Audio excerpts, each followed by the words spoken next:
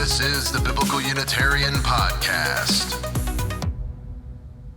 Hello, and welcome to the Biblical Unitarian Podcast, the podcast that aims to start conversations about the oneness and unity of God and about the humanity of Jesus. My name is Dustin Smith, and as always, I will be your host. This week, we have episode 369 entitled Wisdom's Incarnation in the Dead Sea Scrolls. Now, I assure you, even though we are going to be talking about one very important Dead Sea Scroll today, this actually does relate to both the Hebrew Bible, that is the Old Testament, and also to the way in which the New Testament authors would portray Jesus in terms of God's wisdom in a manner that is consistent with Jewish thought. And that's what we're doing in this week's episode, is that we are establishing what that Jewish thought world was actually like.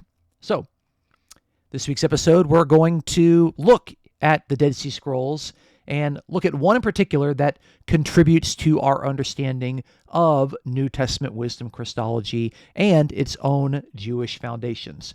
So today we're going to be looking at the Genesis Apocryphon. It's also known as 1Q20. 1Q20 means that it is the 20th scroll that has been categorized from the first cave. Whenever you see 1Q, that means it's from the first cave there in Qumran. There'll be a lot of scrolls that are 4Q, that means it's from the fourth cave, and so on and so on. So I'm going to put up a picture of one of the better pictures that we actually have of this particular scroll. This is actually columns 18, 19, 20, 21, and 22. You'll notice there's some damage on columns 18 and 19. Remember, you'll be reading the Aramaic from right to left. So that's why the columns are numbered that way. It looks like you're numbering it backwards, but that's how it actually works in Hebrew and in Aramaic. So we're going to see in this particular scroll that there's a figure, a human figure, namely it's going to be Sarah, the wife of Abraham, in whom it seems that God's wisdom has become embodied. And it seems that the author of the Genesis Apocryphon actually is intentionally portraying Sarah as the embodiment, or you could even say the incarnation of God's wisdom. And so we're going to look at that very carefully, and we're going to see a lot of parallels, both in the past, with the way in which the book of Proverbs actually portrays the excellent wife from Proverbs 31 as the embodiment of God's wisdom, and also looking forward to the ways in which the early Christians would draw upon the various roles and characteristics and functions of God's wisdom, and they would apply them to the man, Jesus Christ. So let's start with our first point. Point number one, which is introducing the Genesis Apocryphon. So I imagine for many of you, you've never heard of the Genesis Apocryphon before. Those of you that have actually read my book, Wisdom Christology in the Gospel of John, have been introduced to this, and so I'm drawing on a lot of my research from chapter 2 of that book in this week's presentation. So, what is the Genesis Apocryphon? Well, this is one of the earliest scrolls that was recovered from the caves near Qumran that were excavated between the years 1947 and the year 1956. As I mentioned already, this particular scroll is written in Aramaic. Now, you might not know that. You might just look at it and you think it just looks like it's Hebrew. But that's because Hebrew and Aramaic share the same script. Now, when was the Genesis Apocryphon actually created? Well, the document, Genesis Apocryphon, has actually been dated to the early to mid 2nd century BC. So we're looking between the years 200 and 150 BC. Now, this is a different question as to when was the scroll produced. The scroll upon which the Genesis Apocryphon was actually written has actually been carbon dated to somewhere between 89 BC and 118 AD. Now, you'll notice there's a pretty wide gap there, but these dates have been pretty sufficiently narrowed down to between 25 BC and 50 AD by paleographical dating. But this is just when 1Q20 was actually copied onto the scroll. It's not actually when the original document was written. So this is telling us that the scroll that we've actually uncovered that has the Genesis Apocryphon written on it, the scroll is actually later than when the original document was written. And we can look at some internal evidence in the Genesis Apocryphon to get some determining dates as to when it was actually written. So, but the scholarly consensus right now seems to be that the original work was written in the early to mid 2nd century BC, but it was actually written down onto this scroll, or probably copied onto this scroll somewhere between 25 BC and 50 AD. So for my argument, I'm just going to say that this is a 2nd century BC Jewish work. And I'm going to show you some pictures here. So this is a picture of the scroll as it was rolled up. When they found it, it was rolled up like this. And because of the way in which it was sitting when they found it, the bottom part of the scroll actually has one particular texture, and the top part of the scroll has a different texture, as you can imagine, with the weight of a scroll sitting there for 2,000 years, or at least 1,950 years. It's going to have some different effects on the scroll. So here is the well-preserved side of the scroll, as you can see here in this picture, but contrast that with the other side of the scroll, which is kind of dampered, and it's a little bit crispy looking. And so, of course, when it gets unrolled, you're going to have half of it that actually is going to be intact, and the other half of it, which is going to be a little bit more damaged. And so when they unrolled it, here's a picture of what at least part of it looks like. This actually is the section that we looked at earlier, which is columns 18, 19, 20, 21, and 22.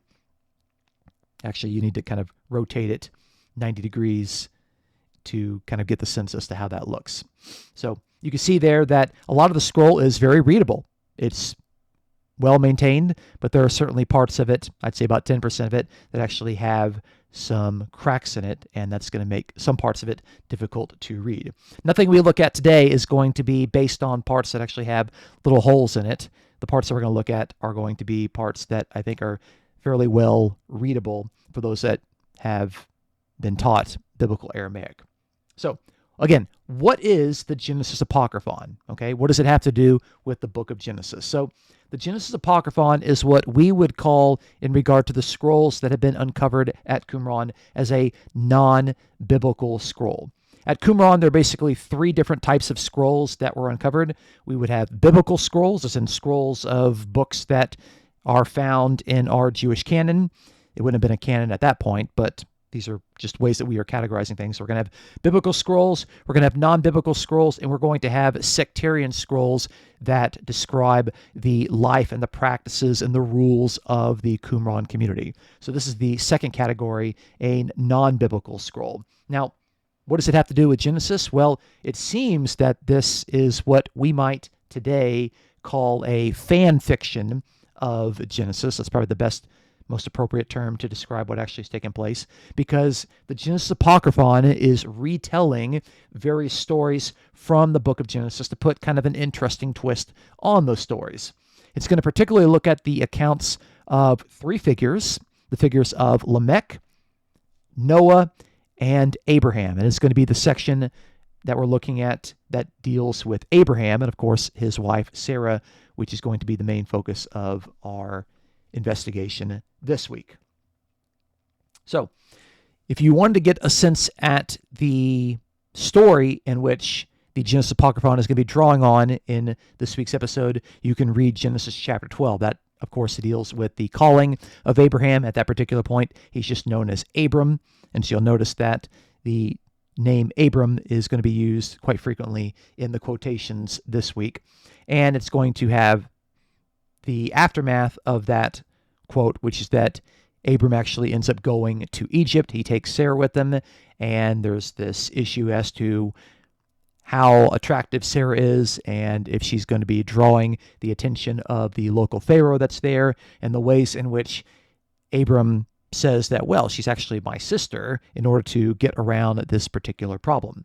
Our story today is going to be looking at that. So, the key thing that we need to deal with as this relates to wisdom Christology in the New Testament is that the Genesis Apocryphon is going to illustrate Sarah, Abraham's wife, as the incarnation of God's wisdom. God's wisdom, of course, in the Old Testament, it's the attribute of God's wise interaction with and his instruction with his creation. It appears prominently in the book of Proverbs, but it's also there in Job chapter 28 and in one particular Psalm, Psalm 104, verse 24.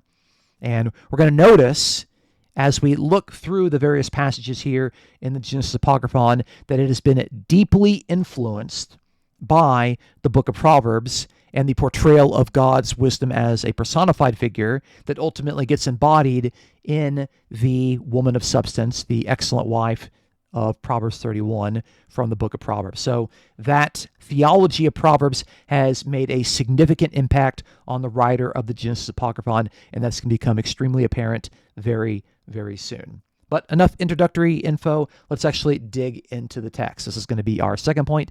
Point number 2, the incarnation of wisdom in the Genesis Apocryphon.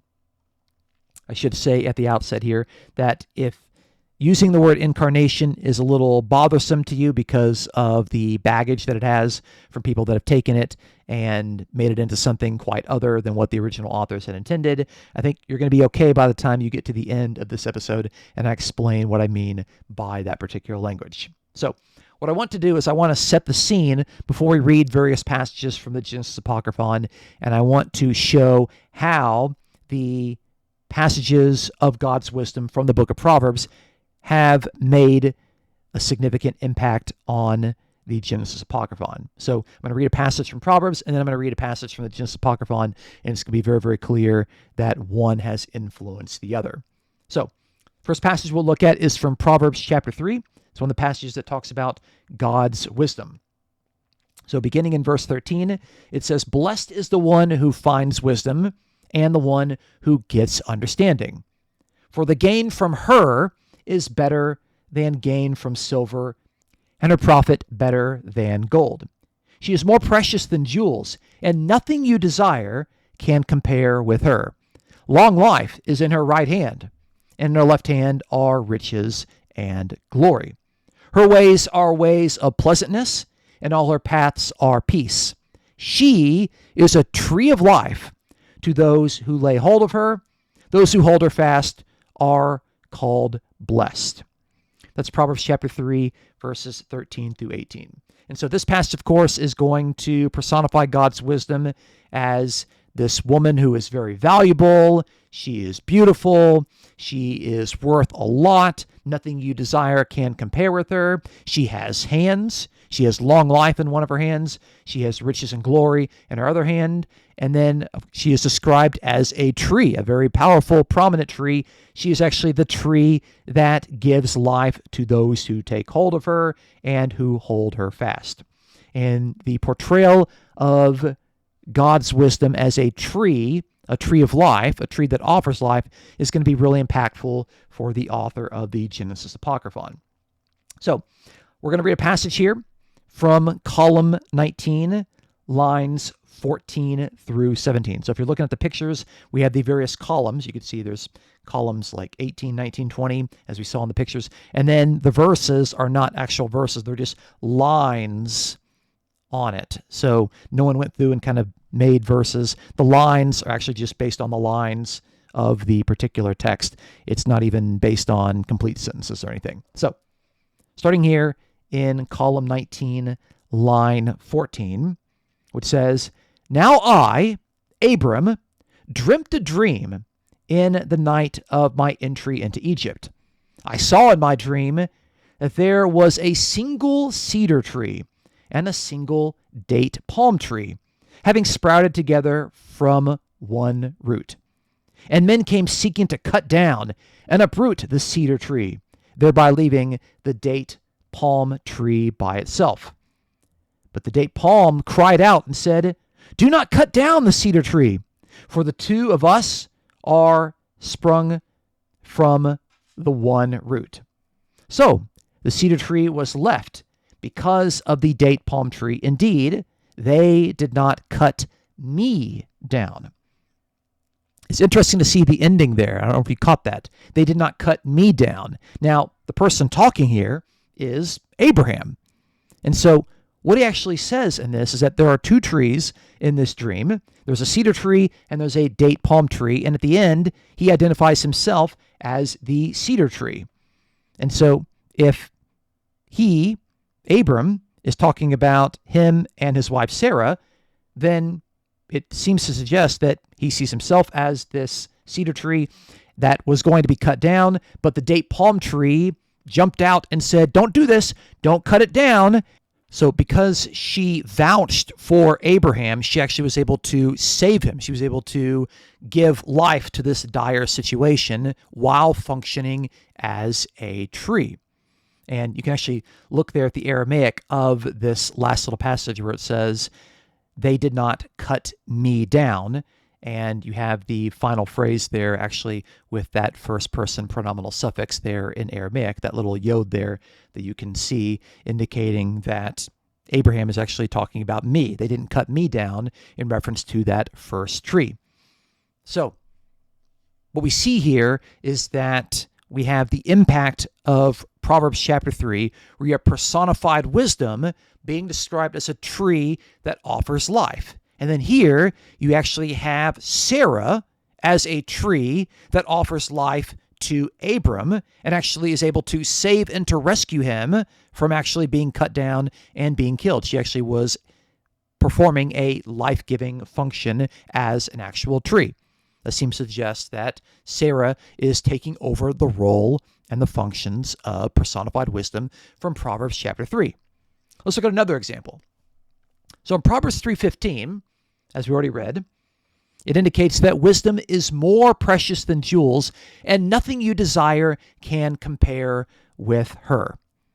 And then at the end of Proverbs chapter 31, particularly in verses 10 through 31, we're not going to read all of that, we have this description of the ideal wife, the excellent wife, and it's just this long list of superlatives about how great she is, about how beautiful she is, and it just goes through line after line after line of all of her wonderful attributes. And so I want to read just a section of this because we're going to see that there's going to be a similar list in the Genesis Apocryphon that praises Sarah in a way that is reminiscent of what we see in Proverbs 31, where it praises the woman who has embodied personified wisdom. So here in Proverbs 31, I'm just going to start in verse 10 and we'll read for a little while.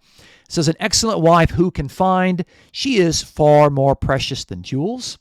The heart of her husband trusts in her, and he will have no lack of gain. She does him good and not harm all the days of her life. She seeks wool and flax. And works with willing hands. She is like the ships of a merchant. She brings her food from afar. She rises while it is yet night and provides food for her household and portions for her maidens. She considers a field and buys it. With the fruit of her hands she plants a vineyard. She dresses herself with strength and makes her arms strong. She perceives that her merchandise is profitable. Her lamp does not go out at night. She puts her hands to the distaff, and her hands hold the spindle. She opens her hand to the poor and reaches out her hands to the needy. She's not afraid of snow for her household, for all her household are clothed in scarlet. She makes bed coverings for herself.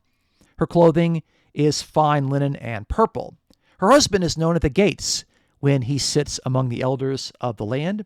She makes linen garments and sells them. She delivers sashes to the merchants. Strength and dignity are her clothing, and she laughs at the time to come. She opens her mouth with wisdom, and the teaching of kindness is on her tongue. That's probably a good place to stop. So that's Proverbs 31, verses 10 through 26. And you could just see it's just a long list of superlatives that are praising this ideal woman, this ideal wife. And when you compare this list to things that are said about personified wisdom earlier in the book of Proverbs, particularly in chapters 1, 2, 3, 8, and 9, there's something like 11 or 12 things that have been taken from the descriptions of personified wisdom in those first 9 chapters, and they're now applied to this ideal, excellent wife. And many scholars have said that this ideal wife is the first instance of the incarnation of God's wisdom. And that's going to be really, really important because we have this interesting passage in column 20, starting in line 2. And it's going to start after one little tiny hole, but it's going to be really easy to see what actually is taking place. So the line picks up by saying, "How irresistible and beautiful is the image of her face. How lovely her forehead, and soft the hair of her head. How graceful are her eyes, and how precious her nose. Every feature of her face is radiating beauty. How lovely is her bosom, and how beautiful her white complexion. As for her arms, how beautiful they are, and her hands, how perfect they are. Every view of her hands is stimulating. How graceful are her palms, and how long and thin all the fingers of her hands. Her legs are of such beauty, and her thighs so perfectly apportioned. There is not a virgin or bride who enters the bridal chamber more beautiful than she. Her beauty surpasses that of all women." So that's 1Q20, column 20, lines 2 through 7. I'm going to put up a picture here so you can see column 20, and you can see right there at the top, you can see that there's a little bit of damage at the top there of the scroll, but it's very clear that we can continue to read the sentence and we can keep reading the rest of it without much difficulty. That's why it starts there, but it's pretty clear. You can see that we have this long, overwhelming list of superlatives that are describing Sarah. But it's very clear that this has been impacted by Proverbs chapter 31, where the ideal wife, the perfect wife, the excellent wife, has embodied all of these different characteristics of God's wisdom. And now we have a very similar passage to where it's not just an ideal wife, it actually is Sarah. Sarah has now taken over the role of the ideal wife in whom God's wisdom has been embodied. Now, the next point that we're going to look at deals with the way in which Abram tried to protect Sarah by portraying her as his sister. And so, if you look in Proverbs chapter 7, verse 4, it says that you are to say to wisdom, "You are my sister." So, wisdom is someone that you could say is my sister. And I think that's the passage that actually has impacted the way in which this author is going to portray the relationship between Abram and Sarah. We've already seen the reference of wisdom passages being applied to Sarah within the portrayal of the tree of life and also the portrayal of the excellent wife from Proverbs chapter 31, and the idea that she's just so beautiful and nothing you desire can be compared with her from Proverbs chapter 3. So there are 3 places in the Genesis Apocryphon, in columns 19 and also in column 20, that the relationship between Abram and Sarah is that of a sister. And of course, if Sarah is being portrayed as Abram's sister, then Abram by definition is going to function as her brother. So in column 19, line 20, Abram says, "In all the cities that we are to enter, say of me, he is my brother." So Sarah is supposed to say of Abram that he is my brother, which of course would indicate that Sarah is his sister. In column 20, starting in line 9, it says that when he saw her, he was dumbfounded of all her beauty and took her for himself as a wife. He also sought to kill me, but Sarah said to the king, "He is my brother." That's the second time. And in the same column, column 20, lines 26 through 27, it says, "So the king called me and said to me, 'What have you done to me? Why are you saying to me, she is my sister, when she was your wife?'" So 3 places there we can see that the relationship between Abram and Sarah is being portrayed in terms of Sarah being the sister of Abram and Abram being the brother of Sarah. But clearly Sarah here is being portrayed as the sister, which, as we see in Proverbs chapter 7, verse 4, you're to say to wisdom that you are my sister. And what does Abram do? Abram says to Sarah, wisdom's embodiment, that she is my sister. And this is really emphasized in this passage, where it's just kind of a passing line in the book of Genesis. In Genesis chapter 12, verse 13, where only once Abram says, please say that you are my sister. But here it shows up 3 times because it's being stressed and emphasized in its portrayal of Sarah as wisdom's embodiment. And if you need an explicit passage, we have in column 20, line 7, where it says, and alongside all this beauty, great wisdom is in her. Great wisdom is in Sarah. So inside Sarah is great wisdom. So there's an explicit passage there that says that she embodies God's wisdom. As if we hadn't already made that clear, it's plainly said there in column 20, line 7. So what is going on here? What is the author of the Genesis Apocryphon trying to say?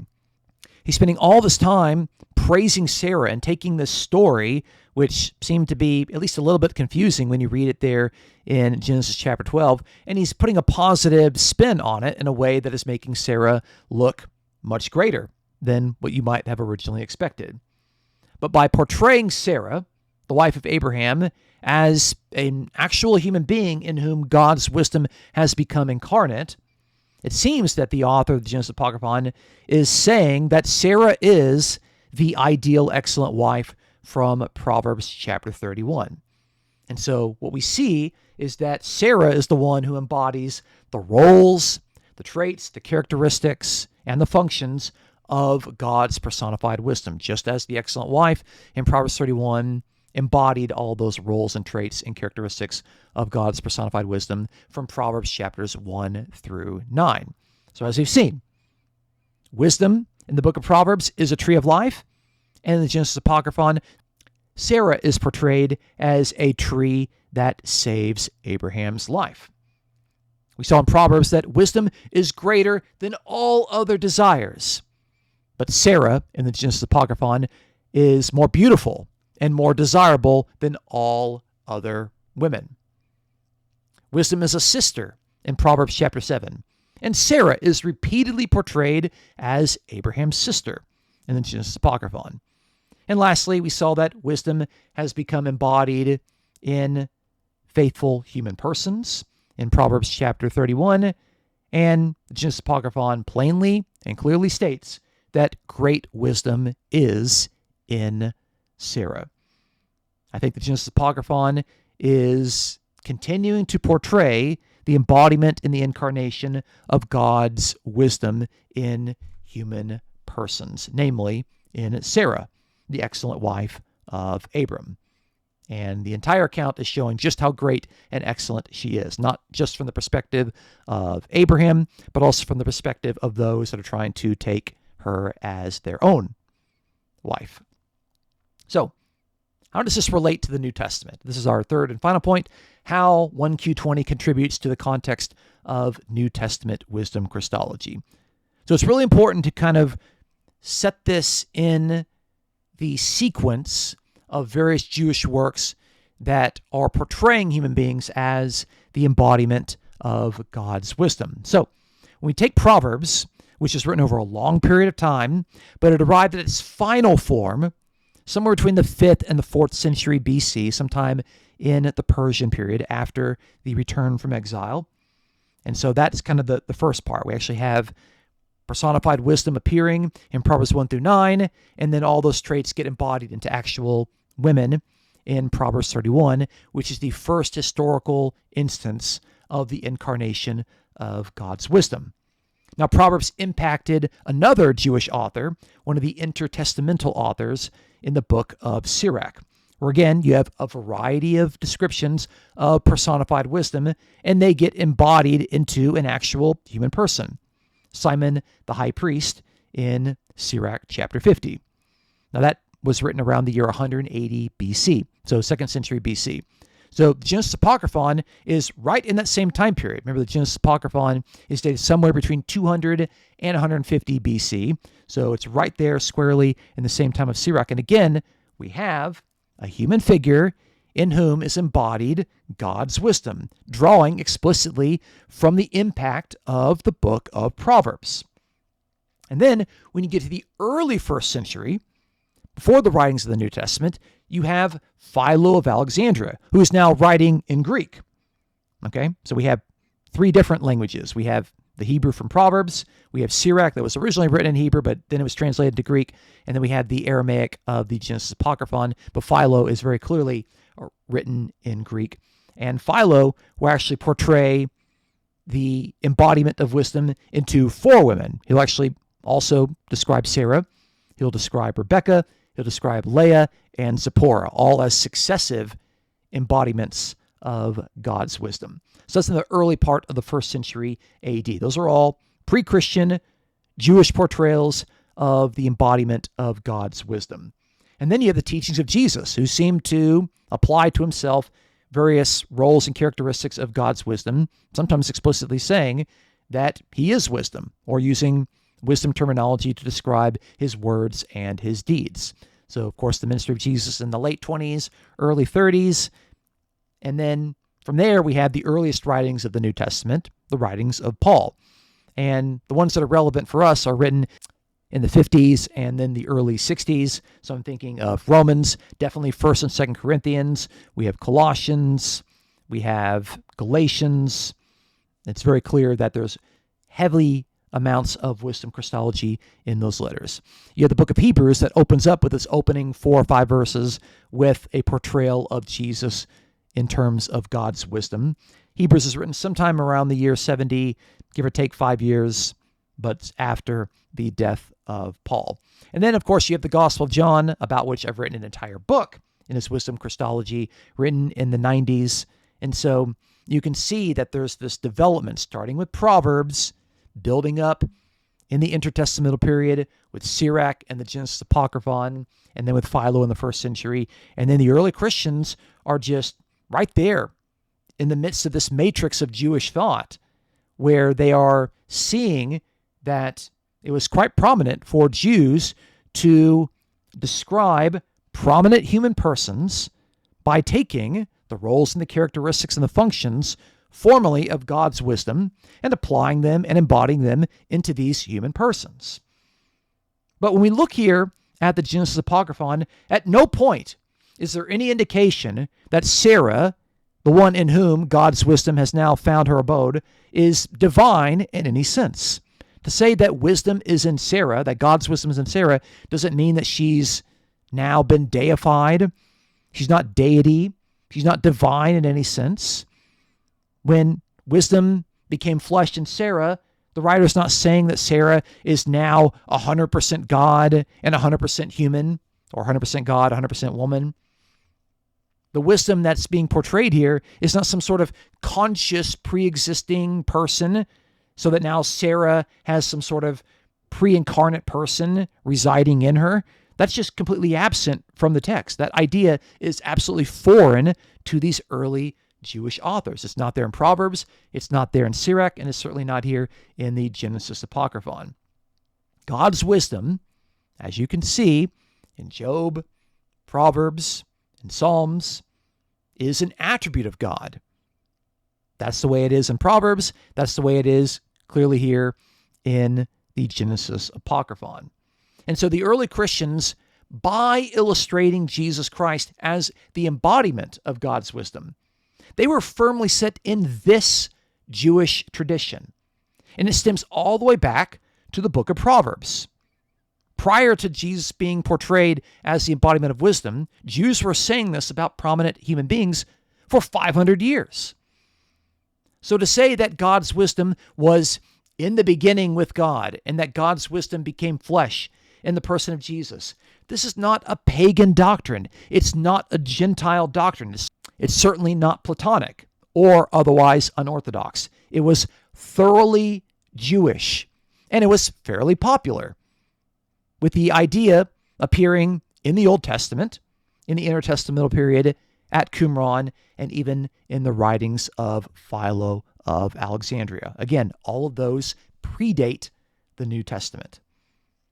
So in short, the earliest forms of incarnation, that is, of one of God's attributes becoming human, was thoroughly Jewish. It was not pagan. Thank you so much for listening to this week's episode. Please join us next week as we look at Jude chapter 1, verse 5, and we ask the important question as to whether it was Jesus, the son of Mary, who saved the Israelites out of Egypt in the book of Exodus. There's an interesting variant in Jude 5 that appears in some modern translations that suggest this very thing. We're going to look and see if it actually holds weight under close examination. Please look forward to our next episode. If you enjoy our podcast, please consider supporting us as we aim to promote the sound truths of the oneness and unity of God and of the humanity of Jesus. You can support us absolutely for free by subscribing, sharing your favorite episodes with your friends, and by giving us an honest review on iTunes. If you want to throw us a few dollars or some of the change in your account, check out our episode description for a link to PayPal, or you can subscribe with one of 2 monthly membership options on the YouTube channel. The Biblical Unitarian Podcast is produced and edited by Dustin Williams. I am Dustin Smith. Until next time, please take care.